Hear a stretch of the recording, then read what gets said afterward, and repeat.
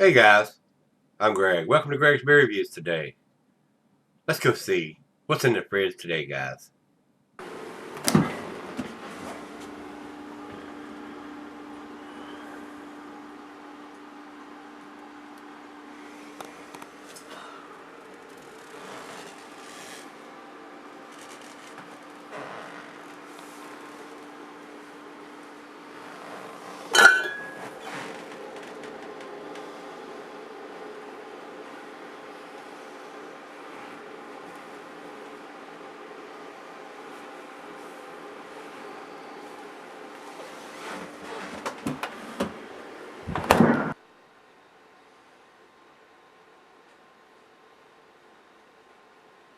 Hey everybody, thanks for stopping by Gregsbeerreviews today.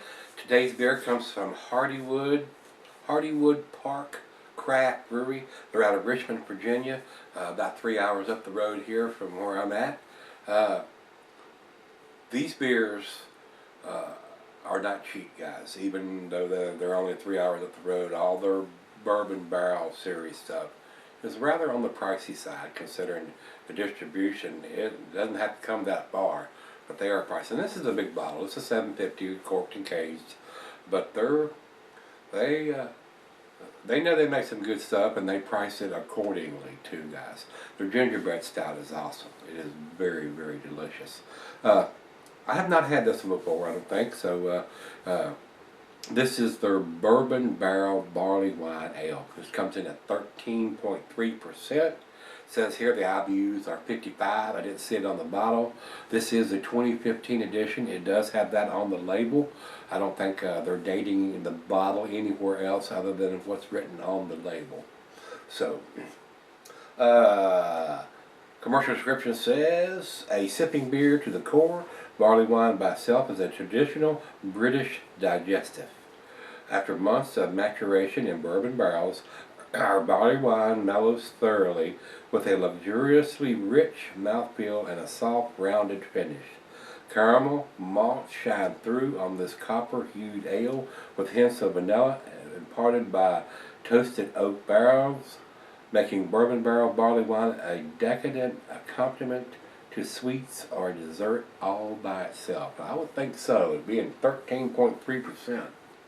That's a big beer, and it's definitely a sipper, guys. And this is a great big bottle, enough to share with at least one other person, if not two or three.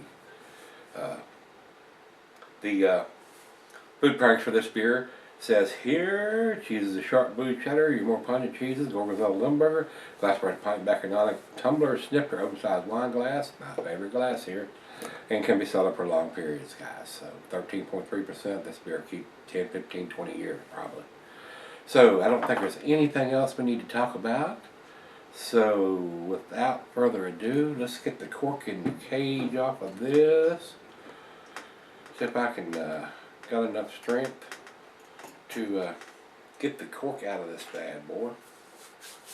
Sometimes I can, sometimes I can't. Yeah, it's moving. Alright, let's see what we get here. I hope it don't spew all over the place. These corked and caged ones sometimes scare me. Nice little pop. Looks like it's staying in the bottle. That's a good thing. Yay.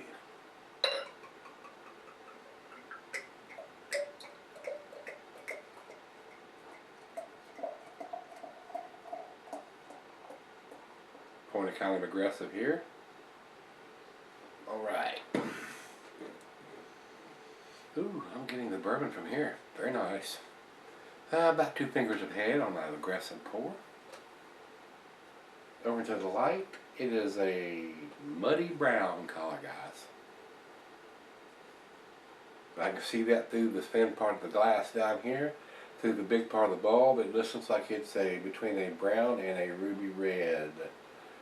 But it's looking at the thin part with the light. It is definitely a brown color. Looks like river water. What? Hope it tastes better than that. Nice creamy head on the top. There are some bigger bubbles, but most of the bubbles are pretty tight. Let's get a nose on it. Nice bourbon characteristics. Big sweetness on the back end. Maybe some hints of vanilla from the barrels. Some woodiness. Caramel. toffee. Good smelling beer, it really is. I think they do this in the spring. Yeah, according to what Beer Advocates got here, it's a spring release. So they released this in the spring of 2015, and here we are in January of 2016. So it's almost been in about a year, at least probably 8 months anyway. And I don't know how long it was in the barrels before they bottled it up. Well, smells good. It's that time. Cheers, everybody.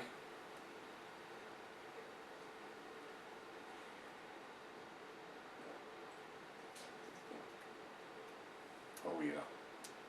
A little bit of booziness in there though. This might be a good one to sell it for a couple of years. Maybe some of that booziness will die down. Sometimes it does, sometimes it does not.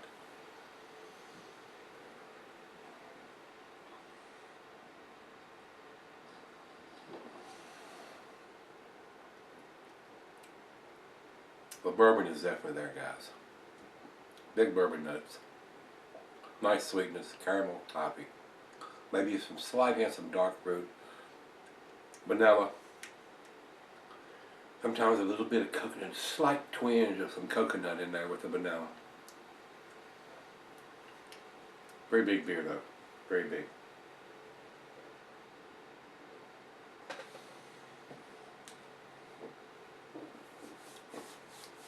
Wow, very tasty, very, very tasty. If there's anything else we need to talk about on the side of here. And right here on the bottle it says the same thing, a sipping beer to the core. They don't tell you that for nothing there, guys. It's 13.3%. That's about all I see. I take that back, guys. It does have the IBUs right here at 55. Got alcohol 13.3 by volume, 55 IBUs, 2015 release. All the information you need here. Now they're telling you 2015. They're not telling you the month, the day that they put it in the bottle, but they are telling you it's a 2015 release. And you know, as much as I would like to see the month to know whether it was done in January, May, August, December, so you know how long it has been in the bottle. They're telling you it's 2015, so very nice. But I'm gonna sip on it and then come back and see where it ends up. So stick around and I'll be right back. Hi guys, I'm back. Been sipping on about 35-40 minutes or so.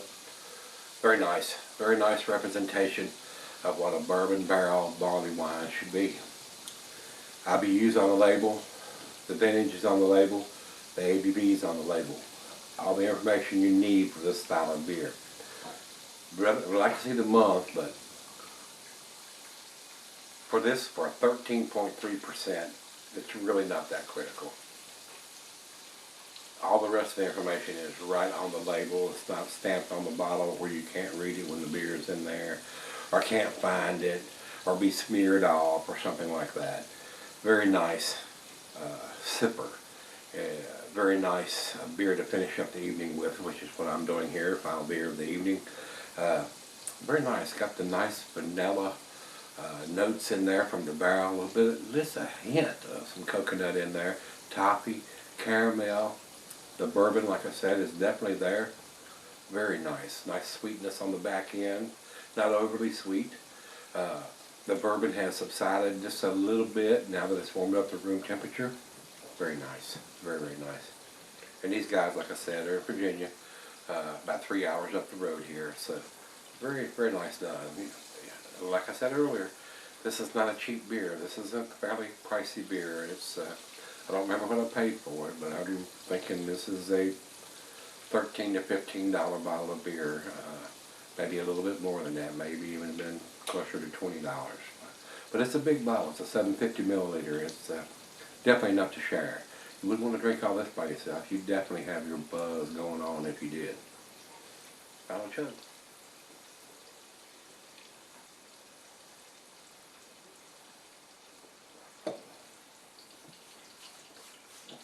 Very nice. Very, very nice. All the flavors are coming together there. Like I said, it would probably be even just a little bit better if you was to sell this for 3 to 5 years or maybe even a little longer. Let those flavors come together a little bit more. Very nice though. Very, very nice. For me guys, it's 9 out of 10. It's very, very tasty. Very well done. If I was putting a numeric rating on this, guys, it would probably be a probably 96 or a 97. It's just a tad above above an 8, and not quite to the 10. So very nice though. If you say, "Oh man, that's a 10 beer," I wouldn't argue with that. It is pretty damn tasty. It is pretty tasty. Over to Beer Advocate, they say 86 in the very good range. It is a very good beer, but I think that number's a little low. And over to Rate Beer says overall 96 and 87 in the style. I'm more inclined to agree with the Rate Beer rating on this of 96. That's about where I would put it, guys. Pretty damn tasty. Pretty tasty. Alright, if you've had this one from Hardywood, I don't know what their distribution is and how far out from Richmond that these guys go. If you've had it, let me know what you think. It was pretty tasty. I enjoyed it. I would buy it again, even though it's a pricey beer. It's a very nice one. It's a nice one to cellar if you so choose. So, with that being said, we're going to wrap it up. Come on back tomorrow. Let's go see what we can dig out of the fridge. See you then.